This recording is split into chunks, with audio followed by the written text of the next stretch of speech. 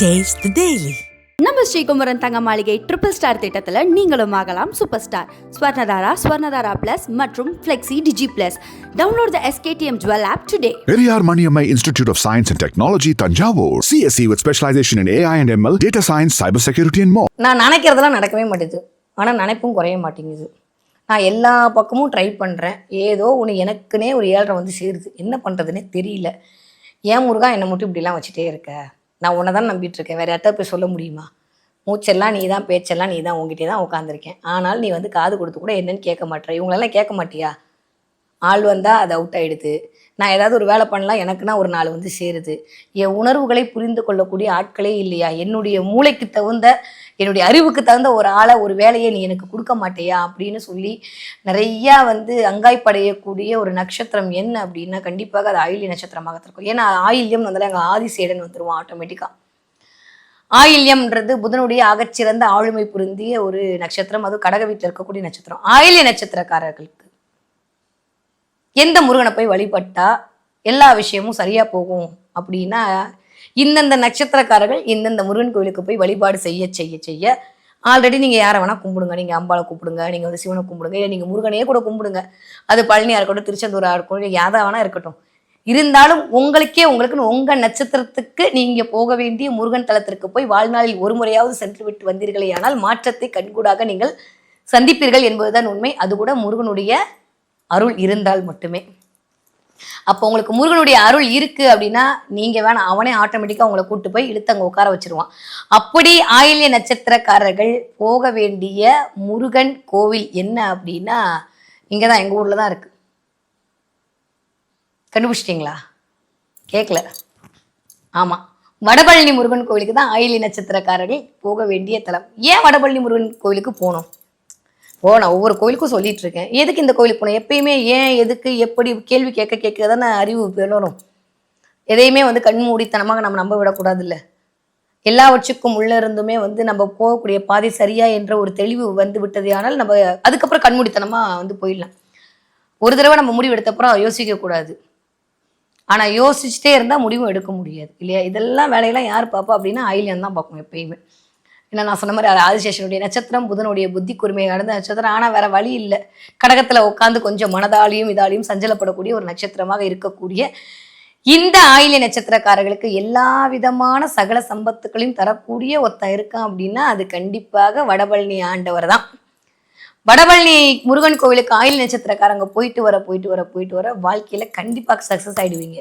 ஏன் அப்படின்னா முருகன் நான் சொன்னேன், அங்கே ஆல்ரெடி ஆதிசேஷனுடைய அமைப்புன்னு சொன்னேன், பெருமாளுடைய சேர்ந்த ஒரு தலம்னு சொன்னேன். வடபழனி கோவிலில் 3 சித்தர்களுடைய ஒரு சூப்பரான ஒரு எனர்ஜி அப்படின்றத நீங்கள் உணர முடியும்.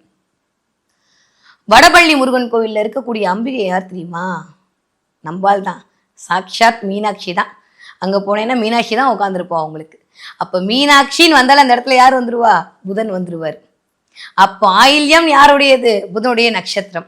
அப்ப சித்தர்கள் வந்தாலே யார் வந்துருவா? ராகு கேதுக்கள் வந்துருவாங்க. அப்போ 3 சித்தர்கள். அப்போ பிரம்மாண்டமா வரணும், என்ன வரணும்? ஆதிசேஷன் வந்துடணும். அப்போ யாரெல்லாம் ஆயில்ய நட்சத்திரக்காரர்களாக இருக்கிறீர்களோ அவர்கள் வடபழனியில் இருக்கக்கூடிய வடபழனி முருகன் கோவிலுக்கு வாரத்துக்கு ஒரு தடவை போய் வழிபாடு செய்து விட்டு வர வர வர வாழ்க்கையில கண்டிப்பாக ஜெயித்து விடுவீர்கள். நீங்க வேற ஊர்ல இருக்கீங்க, ஏன் வேற நாட்டுல இருக்கீங்க, ஒன்றும் வேணாம்.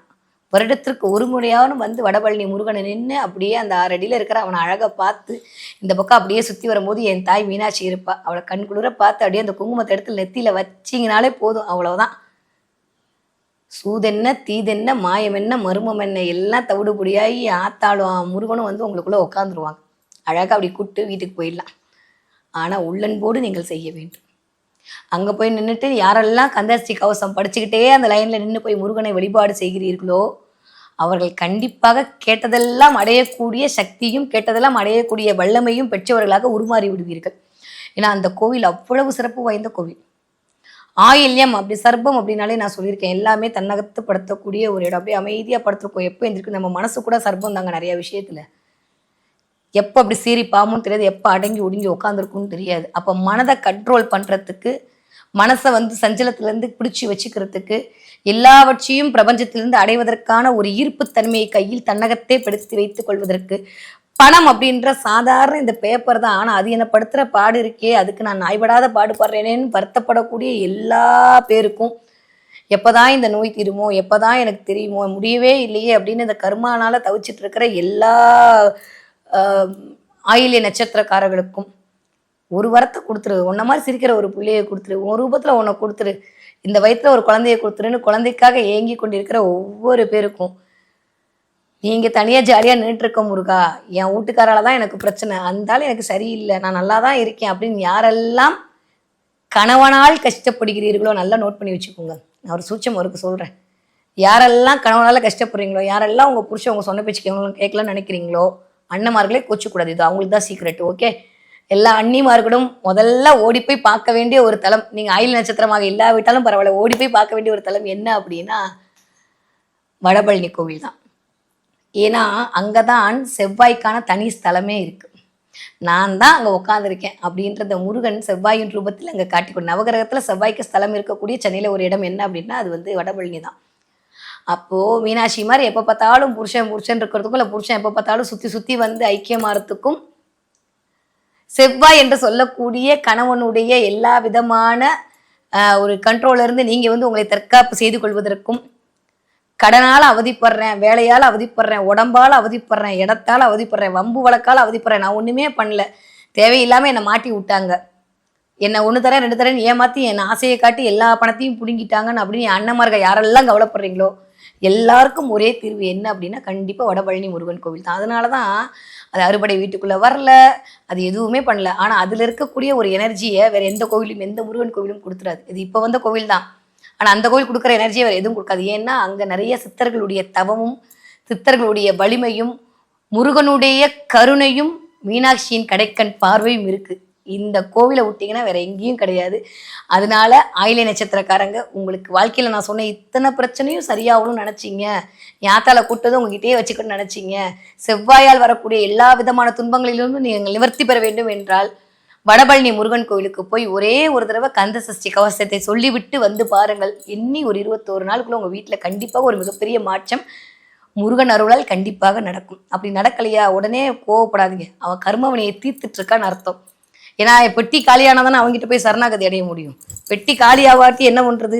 திரும்ப திரும்ப திரும்ப பிறந்து திரும்ப திரும்ப இந்த கடனில் மாட்டணும்.